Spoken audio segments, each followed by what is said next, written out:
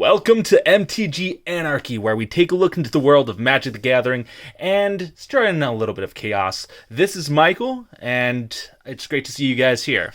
Today we are actually going to be doing a ranking video of the new Theros Beyond Death set. Now, with this set in general, we are going to be focusing specifically on a couple of versions of specific cards. So for this episode, we are going to be focusing on artifacts. Now, keep in mind that these are my opinions on these rankings. Also, keep in mind that what I'm going to be ranking is the commons, uncommon versions of these artifacts. So things like Shadow Spear and Nyx's Lotus. Those are some of the best cards in the set.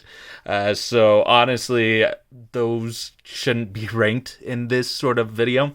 But these are the types of cards that I felt, you know what, this deserved this type of ranking. Although, if you do like these types of videos, go ahead and subscribe to the channel and hit the bell for notifications on when new videos are coming out. Because honestly, I want to go ahead and show people that, you know what, there's more than a couple Magic YouTubers out there. There's a lot of us out there. And honestly, all of us have a voice. All of us have our own opinions. This is just my own. So honestly, go ahead, if you like this type of content, go ahead and let me know by subscribing to the channel, liking the video, yada, yada, yada, blah, blah, blah. All things that you guys already know. But with that said, let me go ahead and start off with the ranking with the types of cards, or the rankings of cards when it comes to artifacts. Now, of course, I took a look at each artifact, and I looked at them based on what sort of use they might have, how they might look, what you're really looking for, and again, like I said, this is my own opinion. So we're going to start off with the ninth and the least, are the worst type of artifact in the set of Theros Beyond Death. The first card we are going to be looking at is Bronze Sword. Bronze Sword, again, if you're looking at it, it's for 1, equip creature gets +2/+0, and equip 3. Honestly, it does give creatures a +2/+0, and you can get it out for 1, but to me, it doesn't do enough.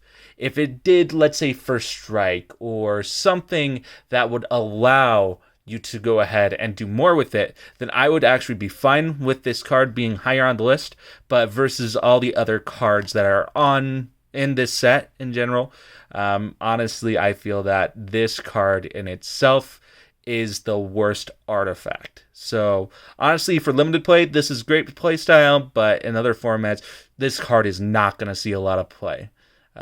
Sealed, it may see play, but yeah, standard, everything. It just gives creatures +2/+0, and the equip cost is kind of a little bit too high for what this does. If it was equipped for 1 or equipped for 2, maybe this would have been higher, but nah, it's what it is. So honestly, 9th on this list, and the lowest of the list is Bronze Sword.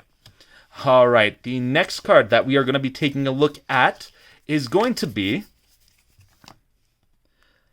Thundering Chariot. Now, this is 8th on my list, all because of a couple of things that it does. First off, you pay 4 to cast it. It's a 3/3 vehicle with First Strike, Trample, and Haste, and it has a crew of 1.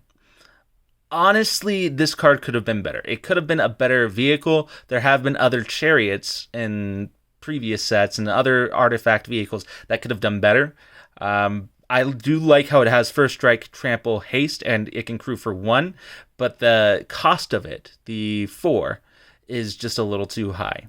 I mean, even if you would have done this for 2, crew 1, and then had this at 2 or 1/2 or something like that, or even a 2/2, it would have been a better card. Now, this isn't to say that this isn't going to be a non-seeable card. It's just, I don't think this is going to have a really good standing in a lot of decks unless you're running like a vehicle deck. But even then, this is one of the worst vehicle decks type of cards that you would see. So honestly, this is why this is number 8. It's just, it does a lot, but too little too late.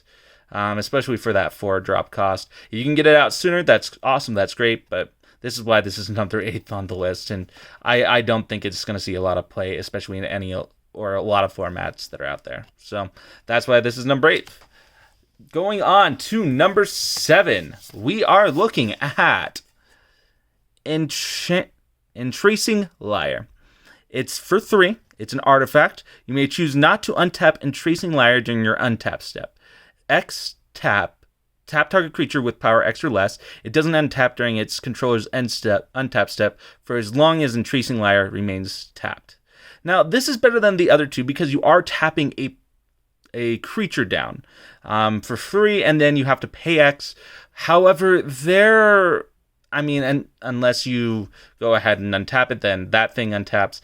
But honestly, the downside on this is that you're having to pay a good amount of mana to go ahead and tap something with X or less, and it only targets one thing instead of all things.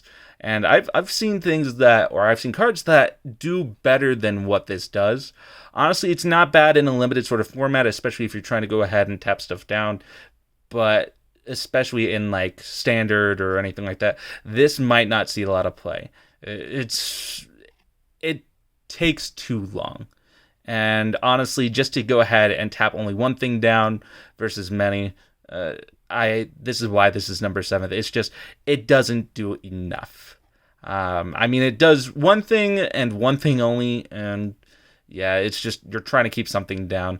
It might see a little bit of play. Maybe you want to sideboard this if you're needing to tap stuff down, especially in standard, but there's other cards in standard that do this better. So honestly, this is why this is at number 7.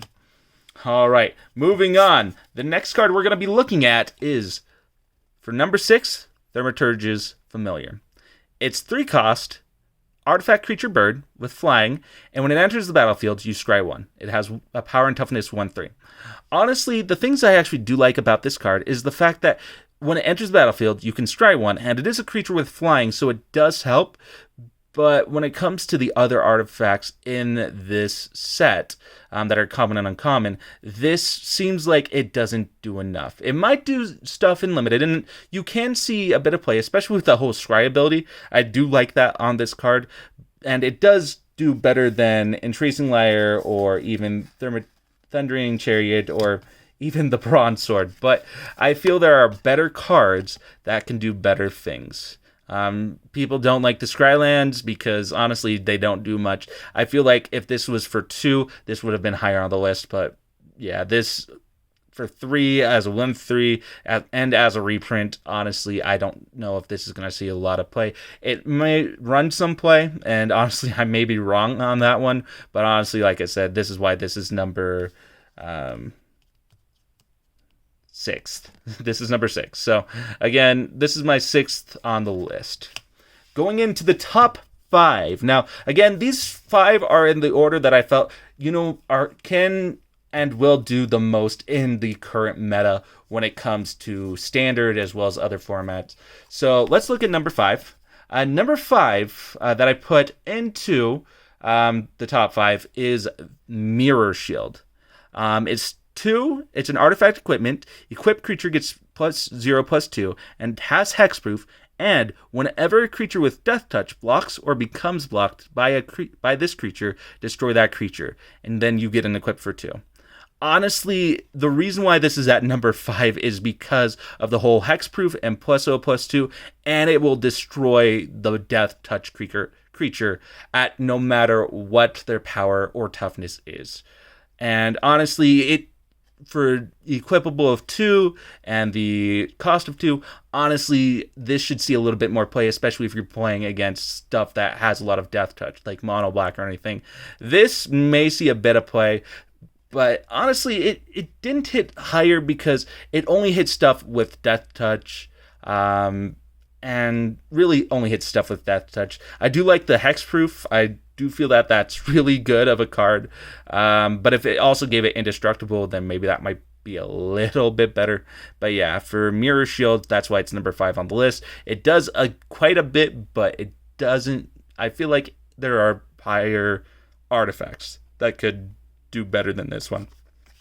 Coming in at number 4, we have Wings of Hubris, a 2 colorless equipment that states the following. Equipped creature has flying, sacrifice Wings of Hubris. Equipped creature can't be blocked this turn. Sacrifice it at the beginning of next end step, and then equip for 1.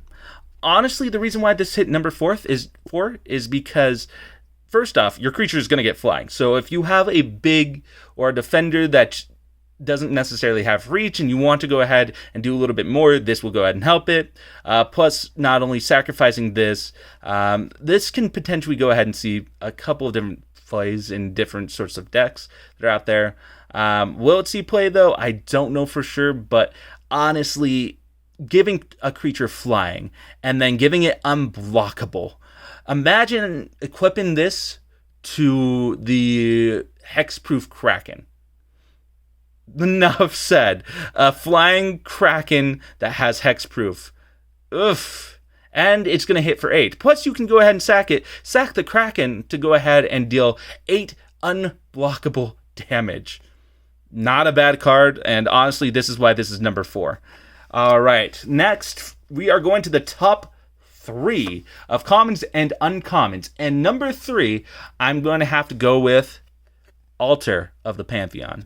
It's a 3-cost artifact. Your devotion to each color and each combination of colors is increased by 1. You tap, add 1 mana of any color. If you control a god, demigod, or a legendary enchantment, you gain 1 life.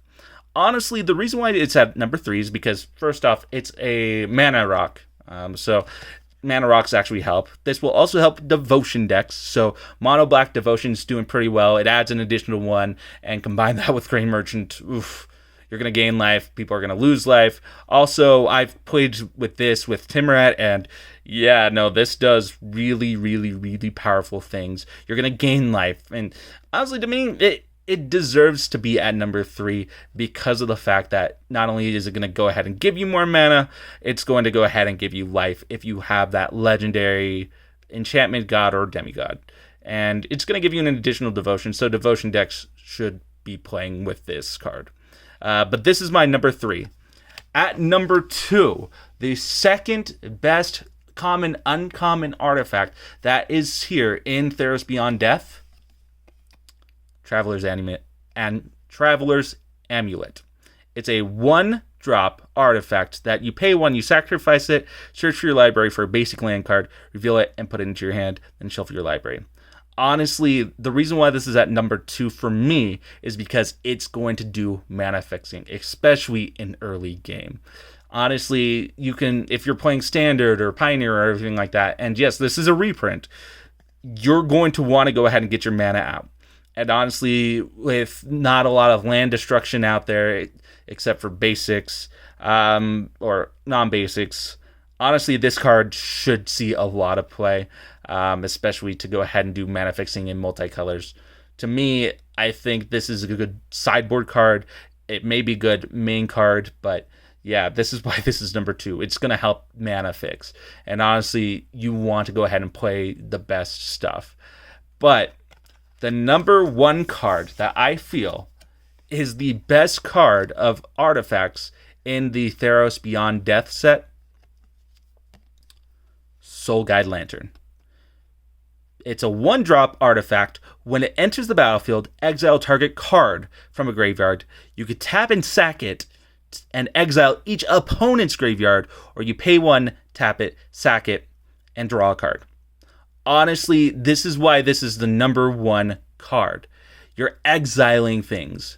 You're exiling, if you're playing in a multiplayer format like Commander, this second ability to tap and sack it to exile each opponent's graveyard, it shuts down decks.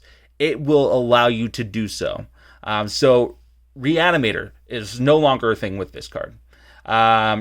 Return decks, no longer a thing with this card, as long as you can go ahead and get it off. And not only that, you pay 1, you sack it, you draw a card. Honestly, the most powerful thing in Magic, other than getting mana, is drawing cards.